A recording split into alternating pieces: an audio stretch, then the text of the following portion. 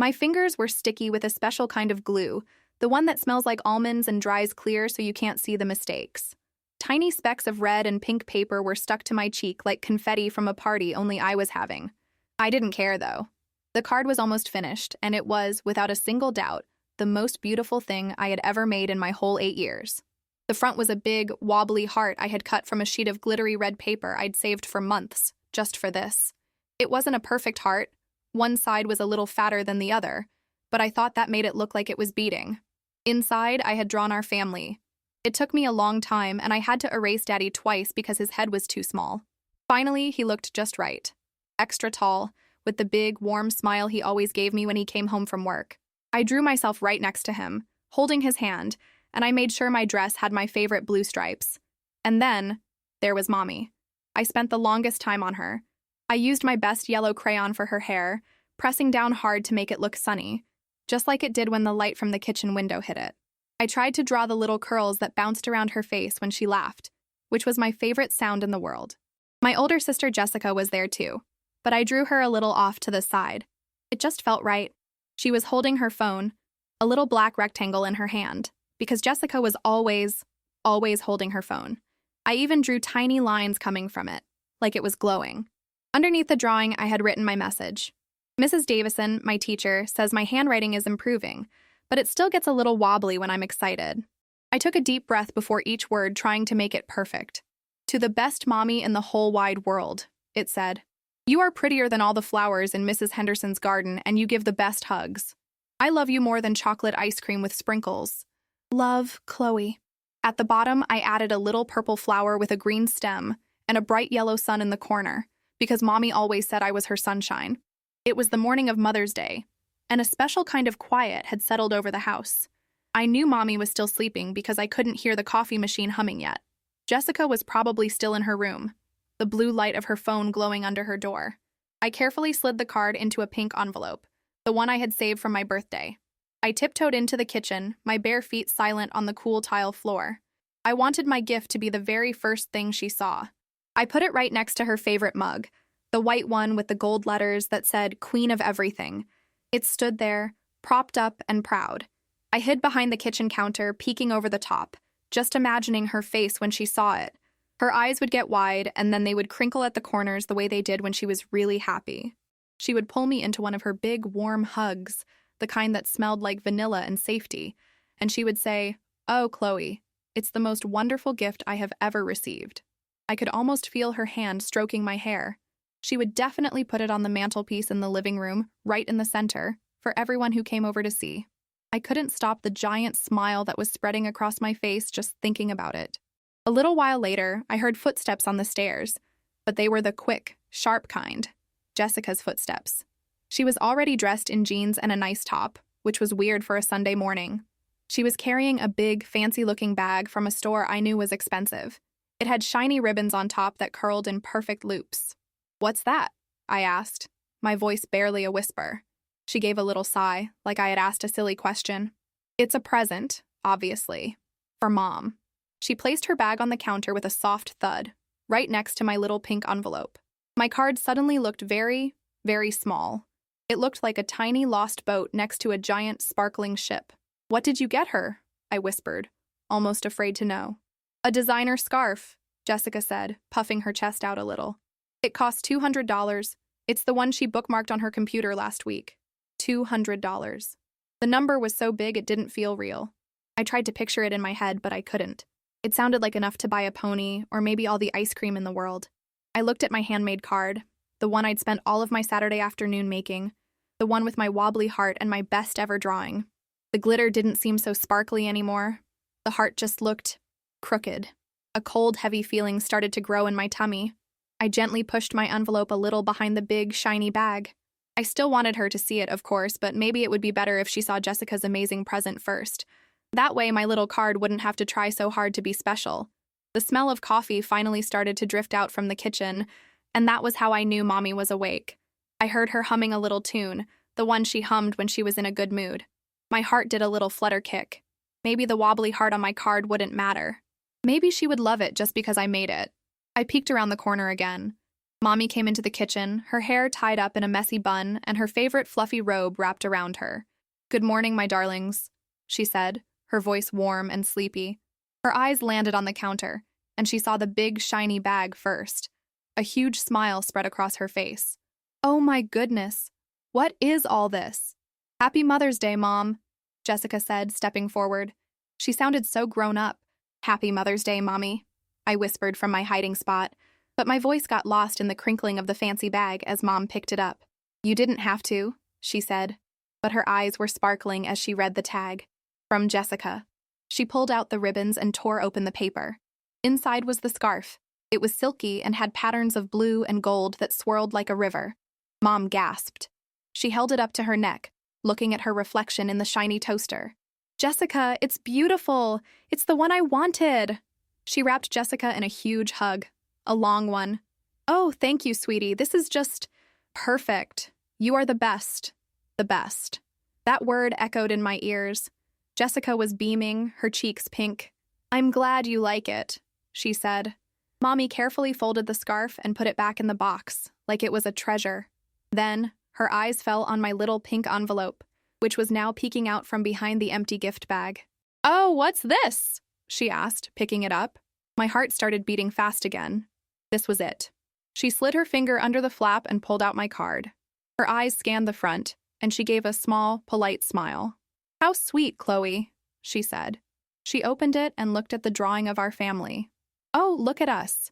You even drew Jessica on her phone, that's funny." She read the words I had written so carefully. Her smile didn't get any bigger. It just stayed the same, small and polite. She didn't say it was the most wonderful gift she had ever received. She didn't say she would put it on the mantelpiece. She didn't pull me into a hug that smelled like vanilla. She just held it in her hand for a second, then placed it on the counter, a little too close to a wet spot from the coffee pot. "That's very nice, honey. Thank you." "Honey." That's what she called me when she was busy. She turned back to Jessica, holding the scarf box again. "I have to take a picture of this. Your father will not believe what a thoughtful daughter I have." She pulled out her phone, the same kind of phone I had drawn in Jessica's hand. She arranged the scarf so the designer name on the box was showing. She took a few pictures, her face lit up by the screen. I just stood there, feeling like I had shrunk. My feet felt cold on the tile floor again. Daddy came into the kitchen then, smelling like his aftershave. He kissed Mommy on the cheek. "Happy Mother's Day," he said. Then he saw the gifts. "Wow, someone's been busy." "Look what Jessica got me," Mom said, showing him her phone. The picture was already online. I could see it. The beautiful scarf was in the fancy box, and under it, Mommy had written a caption. It said, "Feeling so loved and spoiled this Mother's Day. My daughter Jessica has the biggest heart. A stunning $200 scarf. Mother's Day, best daughter / spoiled. The best daughter. Not daughters, just one." Daddy looked at the phone and whistled. $200? "Wow, Jess, that's very generous." He looked over at me and saw my face. He was always good at seeing my face. "And what did my little artist make?"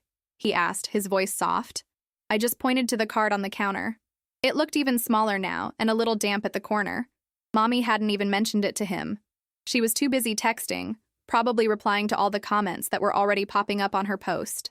Daddy walked over and picked it up carefully. He opened it and his face softened. He looked at my drawing for a long time. "Well, look at this," he said, turning it so I could see it. "You made me extra tall. I love that." He read my message and then looked right at me. "More than chocolate ice cream, huh? That's serious." He knelt down and gave me a hug. His hugs were nice, but they weren't Mommy's hugs. They didn't smell like vanilla. "She posted it," I mumbled into his shoulder. "Posted what, Peanut?" he asked. "The scarf. She called Jessica the best daughter." Daddy sighed. It was a long, sad sound. He looked over at Mom, who was laughing at something on her phone. He looked back at me, and his eyes were sad too. He didn't say anything, but he didn't have to. I knew. My handmade card, with my wobbly heart and my best ever drawing, was invisible. And maybe, so was I. The rest of the morning was a blur of blue and gold silk. Mommy decided she would wear her new scarf to the special Mother's Day brunch her and Daddy had planned. She draped it around her neck, and even though it was a warm day, she didn't take it off. She kept touching it, a little smile on her face, as if she was checking to make sure it was still there. Doesn't it just complete the outfit? She asked Daddy, turning this way and that in the hallway mirror. It's very nice, honey, Daddy said, but he was looking at me. I was trying to tie my shoelaces, but my fingers felt clumsy and my eyes were a little blurry. He knelt down and did them for me, making 2 perfect bunny ears. There you go, Chloe Bean, he whispered, giving my knee a gentle squeeze. At the restaurant, a fancy place with cloth napkins and tiny forks, Mommy was the queen. When the waitress came to take our order, Mommy touched her scarf again. My daughter, Jessica, gave this to me for Mother's Day, she said.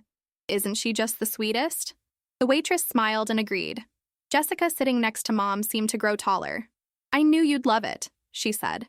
They ordered pancakes with strawberries and whipped cream. I love pancakes. They're my favorite breakfast food, but when they arrived, they just looked like a big, sad pile on my plate. I pushed the strawberries around with my fork, making little red trails in the cream. Chloe, eat your food, Mom said, not looking up from her phone. She was taking a picture of her coffee next to her plate, with the blue and gold scarf artfully arranged in the background. Another post. I took a bite. It tasted like nothing. It tasted like cardboard. Daddy nudged my foot under the table. I looked up at him, and he gave me a small, secret wink. He pointed his fork at my pancakes and then at his own plate of eggs and bacon, raising his eyebrows in a question. I knew what he was asking. He always did that when I didn't like my food.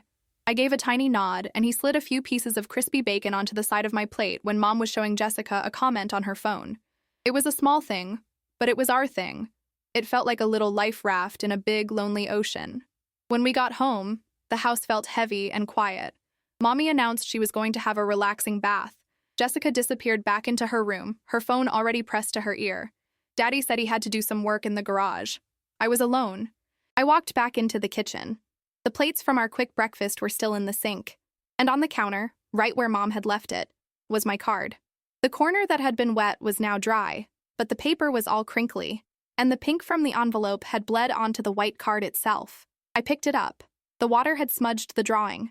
The yellow crayon of my mom's hair was streaked, and a little blue from my dress had run onto her face, right under her eye, like a teardrop. It looked like the mommy in my drawing was crying. For a second, I thought about smoothing it out.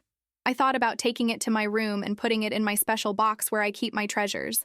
A shiny rock, a bird's feather, a button from Daddy's old coat. But it didn't feel like a treasure anymore. It felt like a mistake. It felt like something to be ashamed of. I looked at the trash can. It was open, and I could see coffee grounds and eggshells from breakfast. It would be so easy to just drop it in, to let it disappear. No one would even notice it was gone. Mommy hadn't looked at it twice. Jessica didn't know it existed. Only Daddy had been nice about it, but he was nice about everything. My hand trembled as I held it over the bin, but I couldn't do it. Throwing it away felt like throwing away the whole Saturday I had spent making it. It felt like throwing away the happy feeling I had when I drew the sun in the corner. So, I didn't throw it away. But I didn't put it in my treasure box either. I took the card with its crinkly, tear-stained drawing, and I walked to my room. I opened my closet door and I pushed it to the very back, behind a pile of board games I didn't play with anymore. I tucked it underneath a dusty Monopoly box. I hid it. I hid it because my gift wasn't good enough, because my love wasn't $200. It wasn't shiny or new. It was just a wobbly, glittery heart on a piece of paper. And that day, I learned that wasn't enough. The days after Mother's Day were strange. It was like the whole house was still wrapped in that blue and gold scarf. Mommy didn't wear it every day, but she talked about it. She would be on the phone with one of her friends and I would hear her say, "Oh, you won't believe what Jessica got me. A designer scarf. She has the most incredible taste." Sometimes she would take it out of its box just to look at it, her fingers tracing the silky patterns as if it were a map to a wonderful secret place where only she and Jessica were allowed. School felt different too. On Monday, Mrs. Davison asked us all to stand up and share what we did for our mothers. Kids talked about making breakfast in bed, picking flowers, or giving their moms big hugs. When it was my turn, I just stood there, my hands fidgeting with the hem of my dress. "Chloe?" Mrs. Davison said gently. "What did you do?" "I made my mom a card," I said, my voice so quiet I wasn't sure if anyone heard me. I didn't say anything else. I didn't talk about the glittery heart or the family drawing. It didn't feel like a story worth telling anymore. I sat down quickly, my cheeks feeling hot. That week, I got a star on my spelling test. A big, shiny gold star right at the top of the page. I was so proud. I usually got 1 or 2 words wrong, but this time I got them all right. I ran all the way home from the bus stop, clutching the paper in my hand. I burst through the door and found Mom in the living room, sitting on the sofa next to Jessica. "Mommy, Mommy, look!" I shouted, waving the paper. "I got a gold star." She looked up from her phone, her brow furrowed for a second like I had interrupted something important. "Oh, that's nice, Chloe." She gave the paper a quick glance, not really looking at it. Her eyes went right back to her screen. "Jessica just got her report card. Straight A's. Can you believe it? Straight A's. We're going to go out for a special dinner to celebrate." Jessica smirked. Not a mean smirk, just a satisfied one. "It wasn't that hard," she said, flipping her hair. "Nonsense," Mom said, reaching over to squeeze Jessica's arm. "You're brilliant. We have to celebrate." She started tapping on her phone again, probably looking up restaurants. She hadn't even seen the star. She hadn't noticed that I had spelled beautiful and special and family all correctly.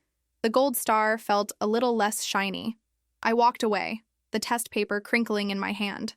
I went into the kitchen where Daddy was making a snack. He saw my face before I said a word. "Let me guess," he said, his voice soft. "Your mom is busy?" I just nodded, my throat feeling tight. I held out the spelling test. He took it from me and his whole face lit up. "A gold star. Chloe, this is fantastic. I knew you could do it." He didn't just glance at it. He read every single word, his finger following along. "You even spelled beautiful correctly. That one's tricky." He turned the paper over and took a pen from the drawer. He drew a giant, silly, smiley face on the back. "This is a masterpiece," he declared in a booming voice like a man in a museum. "This is going on the most important place in the entire house." He walked over to the refrigerator and cleared a space right in the middle, moving a pizza menu and a grocery list. He put my spelling test there, holding it in place with a big, bright apple magnet. Every time you opened the fridge, it was the first thing you saw. "There," he said, stepping back to admire his work. "Front and center." He looked at me, and his eyes weren't sad this time. They were proud. He gave me a high five, and it made a loud, satisfying smack. That night, when Mom and Jessica went out for their special celebration dinner, Daddy and I had our own celebration. We ordered a pizza with extra cheese and watched a cartoon movie, and I got to have 2 scoops of chocolate ice cream, with sprinkles. He didn't say anything about Mom, and I didn't ask. We just sat there, and for a little while, I didn't feel invisible. But later, when I was in bed, I could hear Mom and Jessica coming home. I heard them laughing in the hallway. I heard Mom say, "I'm so proud of you, Jess." The words floated under my door and found me in the dark. I turned over in my bed and faced the wall. I thought about the spelling test on the fridge and the bacon on my pancakes. Those were my secrets with Daddy. And deep in the back of my closet, under the dusty Monopoly box, was my other secret. The secret of a handmade card that wasn't good enough. The secret that proved I wasn't the best daughter. Not even close. Weeks turned into a month, and the blue and gold scarf was eventually folded and placed in a drawer. The gold star spelling test on the fridge was joined by a drawing of a lopsided house and a picture of me and Daddy making funny faces. Things felt normal, but it was a new kind of normal. A normal where I didn't run to Mommy first with my little triumphs. I went to Daddy. A normal where I watched Mom and Jessica share private jokes and knowing glances, and I didn't try to be a part of them. I had learned my place. It wasn't a bad place, especially when Daddy was there, but it was a small place. And sometimes at night, it felt a little lonely. One rainy Saturday, I was in my room trying to teach my teddy bear how to read when Daddy knocked on the door. "Hey, Chloe Bean," he said, poking his head in. "I was thinking, since it's so gloomy outside, maybe we could play a board game? I haven't beaten you at Monopoly in ages." My face lit up. "Okay, great," he said, walking over to my closet. "Where do you keep it?" "I think it's buried in the back here somewhere." He started pulling out old puzzles and games, a dusty cloud puffing out around him. He moved a stack of books, and then he lifted the Monopoly box. And there it was, my little pink envelope, crinkly and faded. Daddy stopped. He knelt down and picked it up so gently, like it was a sleeping butterfly. "What's this?" he asked, his voice soft. He didn't have to ask. I think he knew. He pulled out the card and just stared at it. He saw the wobbly heart.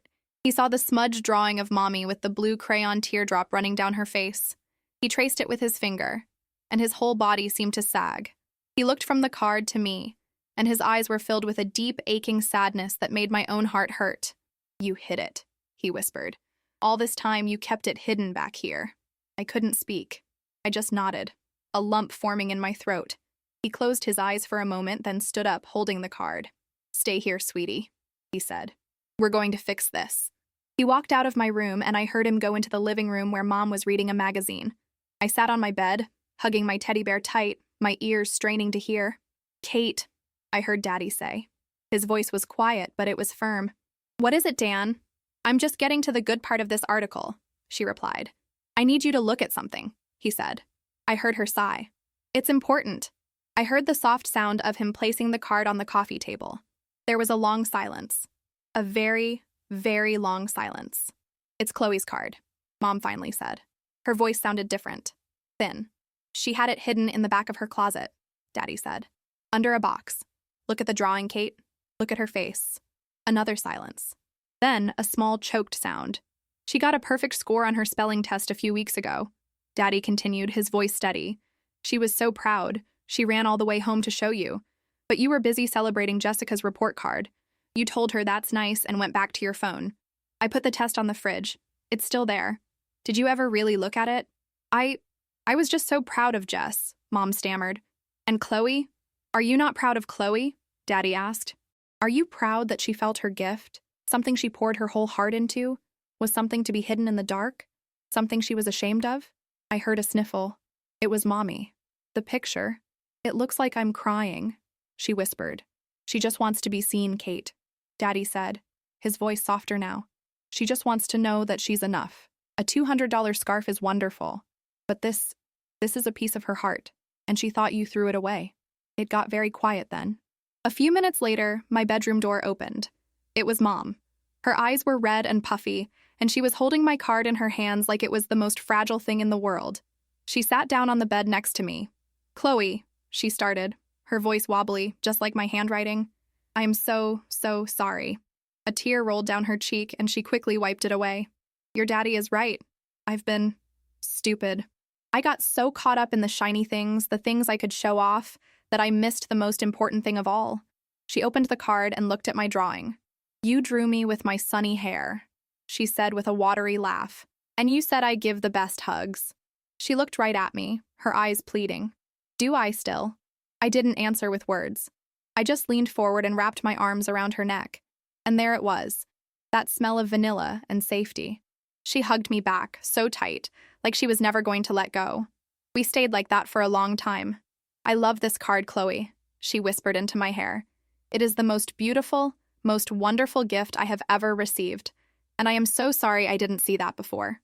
When we finally pulled apart, she stood up and took my hand. We walked out into the living room.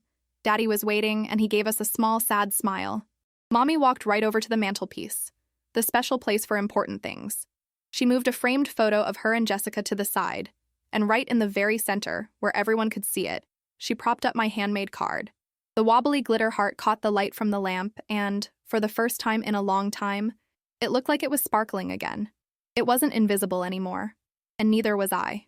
The story of Chloe, a young girl whose handmade gift was overshadowed by her sister's expensive one, reminds us that the true value of a gift lies not in its price, but in the love and intention behind it.